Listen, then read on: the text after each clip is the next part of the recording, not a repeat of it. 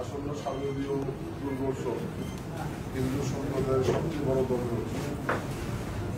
এই শারদীয় দুর্গা পূজাকে সামনে রেখে আমাদের প্রিয় দল বিএনপি ভারপ্রাপ্ত চেয়ারম্যান জনাব তারেক রহমানের পক্ষ থেকে নির্দেশনা প্রদান করা হয়েছে। সেই নির্দেশনা অনুযায়ী আজকে জামালপুর সদর উপজেলায় এবং জামালপুর শহরে যে সমস্ত অনুষ্ঠানের প্রস্তুতি চলছে সেই সমস্ত পূজা উদযাপন কমিটির নেতৃবৃন্দ এবং হিন্দু সম্প্রদায়ের নেতৃত্বের সাথে আজকের এই মন্ত্রিসভার সভা, এই সভা সম্মানিত সভাপতি জামালপুর জেলা বিএনপির সম্মানিত সহসভাপতি, জামালপুর পৌর বিএনপির সম্মানিত সভাপতি আমাদের মাঝে উপস্থিত জামালপুর জেলা বিএনপি আপনাদের জন্য নাম ঘোষণা করা হয়েছে। আমাদের সদর উপজেলার সহসভাপতি এবং সদর উপজেলার সাবেক মহিলা ভাইস চেয়ারম্যান সিদ্দিকা বেগম, শাহ মাসুদ, এখানে উপস্থিত আমাদের হিন্দু সম্প্রদায়ের সম্মানিত ব্যক্তিবৃন্দ, উদযাপন কমিটি জামালপুর জেলা শাখা, সদর উপজেলা এবং নবগঠিত কমিটির সম্মানিত উপস্থিতি, সকলকে ধর্মীয় সালাম, আসসালামু আলাইকুম। আমি প্রথমে আন্তরিকভাবে ধন্যবাদ জানাচ্ছি আজকে এই সভায় আপনারা আমাদের আমি বিভিন্ন অকেশনে আন্তরিকভাবে মিলে মিশে আমরা সবাই মিলে একসাথে জামালপুরবাসী হিসেবে চলতে চাই।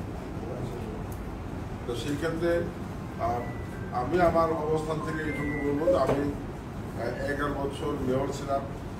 মেয়র থাকার আগে থেকেই এই ধর্মীয় শারদীয় দুর্গা পূজা উৎসব সহ হিন্দু সম্প্রদায় যে সমস্ত অনুষ্ঠানের দিয়ে আছে আপনাদের পাশে থেকে সহযোগিতা করার চেষ্টা করেছি। রাজনৈতিকভাবে একটা বড় কঠিন সময় গেছে, বিশেষ করে গত বছর 5 আগস্টের সরকার পতনের পরে বাংলাদেশের যে উদ্বিগ্ন পরিস্থিতি তৈরি হয়েছিল, অনেকেই সম্পৃক্ত ছিলেন। আমাদের ভারপ্রাপ্ত চেয়ারম্যান তারেক রহমানের একদম পরিষ্কার নির্দেশনা ছিল যাতে কোনো রকম বিশৃঙ্খল পরিবেশ তৈরি না হয়।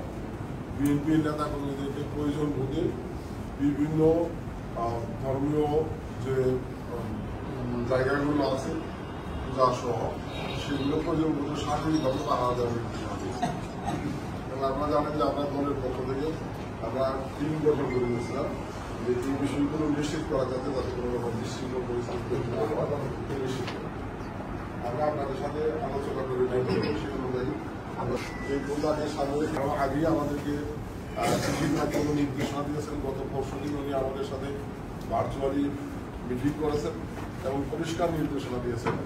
আমাদের দলের নেতৃবৃন্দ যারা এখানে উপস্থিত রয়েছেন আমি তাদের উদ্দেশ্যে বলতে চাই যে নির্দেশনাটা এইভাবে দেওয়া আছে যে সমস্ত এলাকায় পূজা মণ্ডপ হবে সেই সমস্ত এলাকায় পূজা উদযাপন কমিটির সাথে আমাদের সেই এলাকার স্থানীয় নেতৃবৃন্দ তারা সমন্বয় করে পূজা উদযাপন কমিটির নেতৃবৃন্দকে প্রাধান্য দিয়ে তাদের সাথে সমন্বয় করে একটি করে কমিটি গঠন করার নির্দেশনা দিয়েছেন এবং সেই কমিটির নেতৃত্বে যাতে সেই পূজা উদযাপন নিরাপদ হয়, কোনো রকমের বিশৃঙ্খল পরিবেশ তৈরি না হয় সেটি নিশ্চিত করার জন্য উনি নির্দেশনা দিয়েছেন।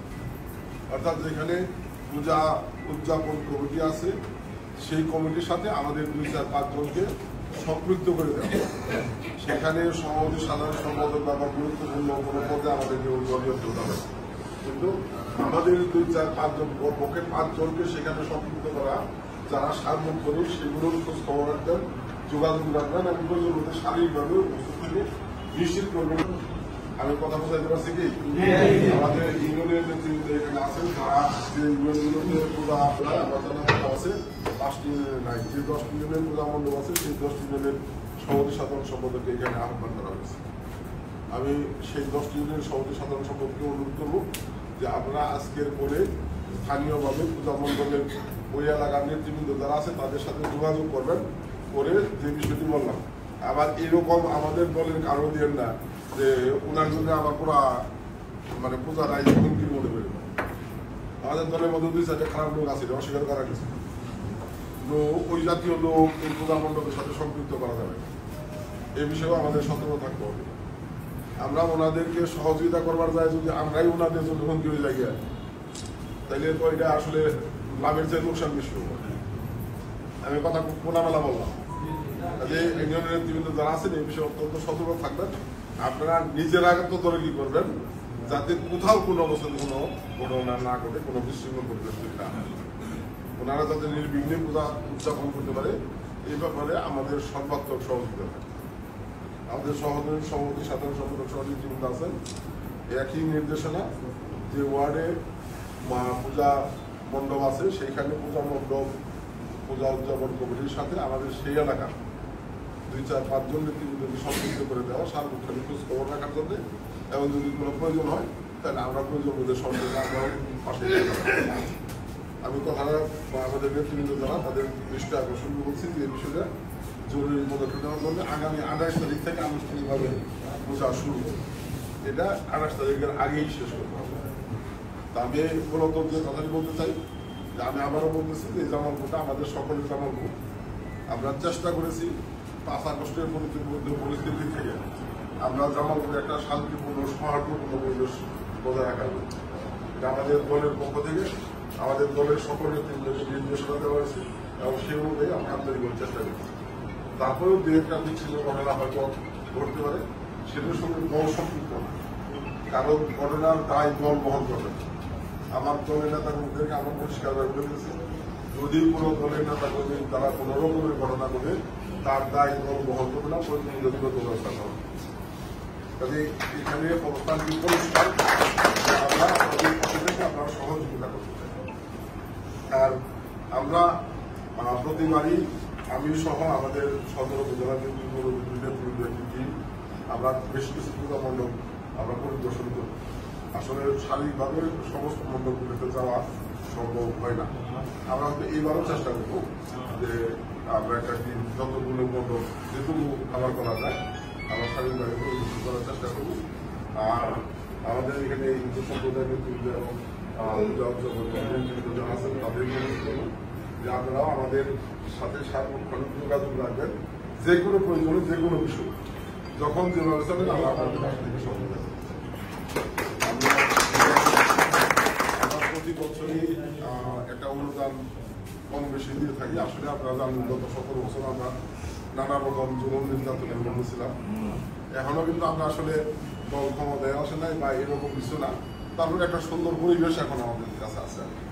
আমরা এইবারও একটা অনুদান আপনাদের কাছে আমরা দিব। এটা আসলে আমরা জানি যে এরা পূজা মানে উদযাপনে অনেক বেশি, সেই খরচের তুলনায় আমরা যেটা দিব যে আসলে খুব বেশি। তারপরে এটা আমাদের একটা অংশগ্রহণ আপনাদের সাথে, এটা আপনাদেরকে আশ্বস্ত করা যে আমরা আপনাদের পাশে আছি। আর যদি ভবিষ্যতে সুযোগ পাই আমরা আরো বেশি সহযোগিতা করতে চাই। আর এইবারের সুযোগ অনুযায়ী আমরা এর আগে 2000 কোটি টাকা দিচ্ছি, এটা ব্যক্তিগতভাবেই দেওয়া হয়েছে। এবার আমরা 5000 কোটি দিচ্ছি। দোয়া করবেন যদি সুযোগ হয় ভবিষ্যতে আরো বেশি সহযোগিতা করার চেষ্টা করি। আমি আর দীর্ঘায়িত করি না, আসলে যেহেতু দেরি হয়েছে এই কারণে আমরা সংযুক্ত করেছি। আমি মনে করি যে আপনাদের পক্ষ থেকে আপনারা একটু কথা বলেন। হ্যাঁ, আমার মনে যে পূজা উদযাপন হিন্দু সমাজের আছে তাদের পক্ষ থেকে 1-2 দিন বলে তারপর আমরা আনুষ্ঠানিকভাবে এই সবার কাজ শেষ করবো। তা যারা উপস্থিত হয়েছেন তারা এখানে আমাদের তালিকা আছে, তালিকা অনুযায়ী যার যার অনুদানের টাকাটা দয়া করে যাবে। আমি দীর্ঘায়িত করি না, আমি আবারও বলছি যে আমার রাজনৈতিক জীবনের শুরু থেকেই এটা আমি অনেক জায়গাতে গল্প করি আর কি, যে জামালপুরে হিন্দু সম্প্রদায়ের সাথে আমার একটা ব্যক্তিগত আন্তরিক ঘনিষ্ঠ সম্পর্ক একদম। আমি শুধু আমার মধ্যে না, আমার দলের সাথে এই সম্পর্কটা আমি আরো গভীর করতে চাই। সেই ক্ষেত্রে আমাদের আন্তরিক সহযোগিতা থাকবে। আমরা আপনাদের আন্তরিক সহযোগিতা কামনা করে আমার বক্তব্য শেষ করছি।